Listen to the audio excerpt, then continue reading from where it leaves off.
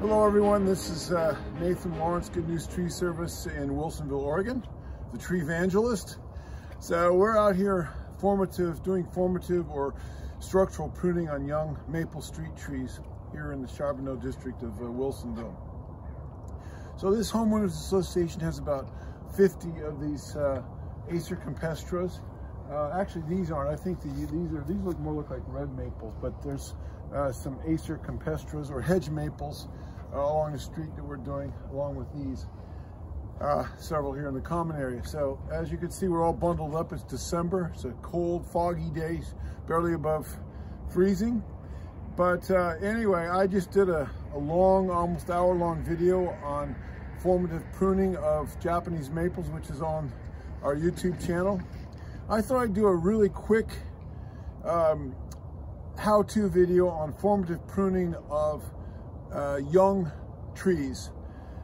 It's really, really important that young trees, young street trees, shade trees, yard trees, be pruned properly in their, their first several prunings when they're young. This subdivision is only several years old, and these street trees have never been pruned since they were planted. And we have the privilege of pruning them formatively, structurally, so that when they grow up, they will be strong, healthy, well-shaped, well-structured trees. This is important because when we're pruning, we have to think 30, 40, 50, 60, 70, 80 years down the road. And because I've been working with trees for 50 years, I've worked with trees of all ages, and I've seen what happens when trees are improperly pruned or they're not properly pruned to begin with. They end up with weak structures that later on, when they get larger, they break out, they crack, branches break off, trunks break off, land on cars, land on driveways, land on houses, split out. Then you got to remove a perfectly good tree because it wasn't pruned properly when it was young. So this particular maple here, the very first thing I'm going to do is I want to find a central leader. We want to find a central leader on this tree, and we want to then isolate that central leader, and we want to then prune everything subordinate to that central leader. So I'm looking here. The central leader is going to be the main leader that is in the center of the tree, and it looks like it wants to be we want to train it to be the branch, the top of the tree that gets most of the energy and everything else, and it will grow the fastest, and everything else will be subordinate to that. So I'm going to make this branch here, that trunk, the central leader. So I'm going to cut off all or a bunch of the competitors, this one right here, and I'm going to make everything else more or less subordinate or subdominant to that one. And I'm going to then prune everything lower than that. And I'm going to, I'm just kind of roughing things out right now. I'll come back and fine tune it, but I'm removing branches. I'm leaving buds that are going out. So I'm taking stuff that's growing in. And I want the tree to kind of grow out. We want it to grow out, the branches to grow out. That way the tree grows in a spreading manner, and it can get lots of light and air circulation, and that will just make a healthier tree all the way around. And that's what we're looking for. So I'm kind of pruning everything. I'm keeping my eye on that central leader, and I'm just kind of pruning everything to that. This tree is going to be columnar, so we're going to prune everything kind of like columnar shape. So everything will be lower than that. So right now I'm removing branches that are growing toward the center of the tree, and I'm leaving branches that will grow again out and away from the center of the tree. And I'm removing duplicating branches. There's no reason to have, and I'm also going to remove branches like here's a fork. I don't want a fork. That's potentially in the future could be a weak point in this tree, and where it might want to split out, be a weak crotch. Again, this branch is growing in, taking it out. I'm going really quickly here because we got like 50 of these trees to do, so I'm not taking a lot of time. Now, you know, I've been doing this a long time, and so I'm pretty quick at it. If you are new to formative pruning, you know, you might spend a little bit more time thinking your way through the process. I've been doing this for, like I say, 50 years. I've owned a tree service for 35 years, so it's I don't have to deliberate a whole lot. I can almost, as they say, do it blindfolded with one hand tied behind my back. So anyway, as you will see, we're going to get a nice spreading. I'm actually going to cut. Now, at least I don't have to use my saw on this one. So I'm pruning with a saw and a pruner's. I don't really want a bifurcated top, the top where there's two codominant stems. So we eliminated that one competing top. And anyway, now I'm going to kind of work my way around. And okay, maple trees grow normally they grow in, they bud or branch out in alternate branching pattern. In other words, you have a branch coming out this way and you have another branch at a right angle coming out that way, opposite. Well, we don't want to leave major trunks as opposites to each other. That's where you get weak crotches. Let me give you an example. Let me get this one finished here. So here we have, on this one, we have actually three. We have one here, one here, and one here. Well, I'm going to cut the one off. They're all alternate to each other. Actually, there's one in the center. And I'm going to leave the one that's growing out. And I'm going to kind of cut him, leave it at a bud that's facing out. So I'm cut off the alternate bud that was facing in. And I'm cutting, like just I'm cutting to a bud and knocked it off. It'll grow back out at that spot. I'm always cutting it at a bud or a little twig that grows out. That way the energy of the tree will be put into that twig, and the life juices in the tree will grow out that way. I'm going to cut that off. And so, as you can see here, we're starting to get kind of a shape going on this tree. Now, I'm also going to, okay, here we have a, yeah, I guess we're okay there. I'm going to get that one off. He's kind of growing in. Here we have, we don't need two here.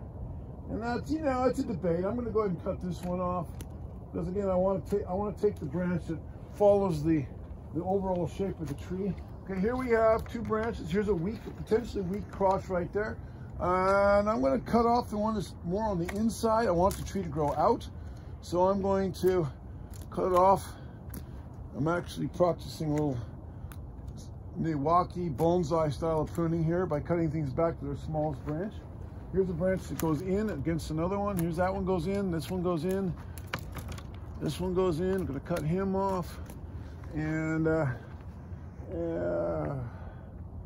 we got a bunch of stuff going on up here.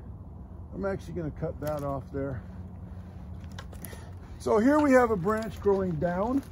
I'm going to cut him off. And I'm not inclined to want to raise this crown up too much on this tree. We want to leave some lower branches because it'll help to protect the tree from sun scald. Later on, as the tree gets taller, we can remove some of the lower branches. This actually doesn't have too many lower branches. There's some other street trees in this neighborhood that have low branches that we may want to leave them, and I'll maybe give you an example of that. But if this tree has, the bark on these trees are very thin when they're young, and the sun from the southwest can actually hit the bark and crack it, dry it out, crack it, and it'll split out, and it will call it sun scald, and it will cause a permanent scarring and potential rot. Maybe we'll discuss that a little bit later. But anyway, as you can see,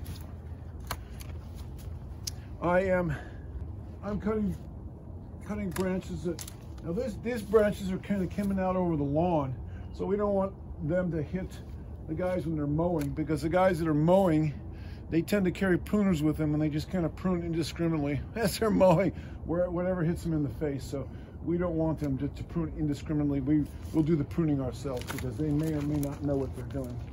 God bless them, but they're mowers, not pruners. There's a difference. So this tree's almost done. Here's 3 again. I'm going to cut off the 2 sides, and I'm going to leave this and leave the center, and there we go.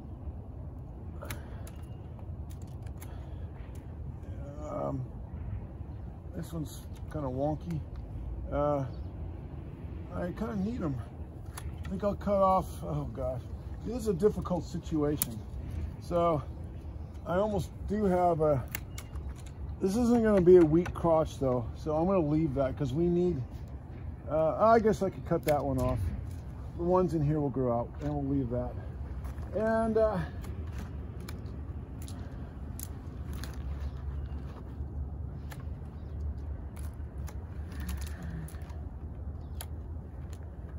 so we're getting a nice, I'm gonna cut that whole one. This one goes clear over here. We're gonna cut him off. So we're getting a nice spreading pattern. A nice, everything's kind of going, see how everything's kind of going this way on this tree? And we still have a central leader. Let me shake the branches out of here. So we have a little bit of, now I'll step back, take a look at the tree, and maybe this is when I will pull out the pole pruner. And from the more the bird's eye view, I'll begin to bring some of these guys down that are a little bit too tall. And it's important that we cut some of the tall, spindly branches back, because we want to encourage the tree to get a strong structure. And if we have a bunch of tall, spindly limbs, then they're going to be weak.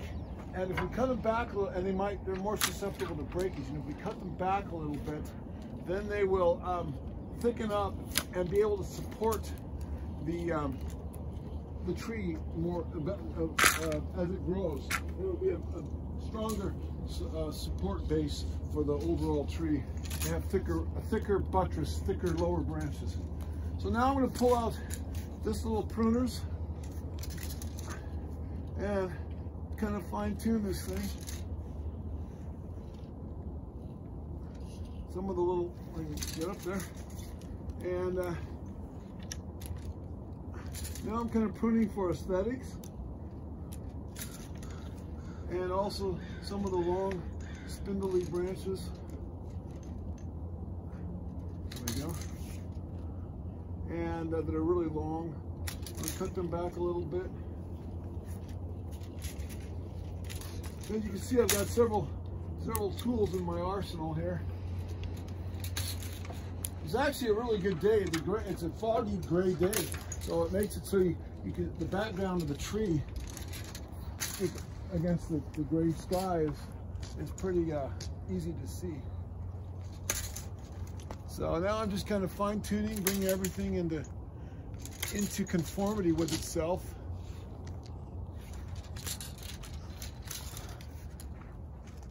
Cutting back some of these little guys. And I'm always trying to cut at a bud that goes out and remove duplicating branches. And long spindly branches that stick out beyond the overall shape of the tree. Come on.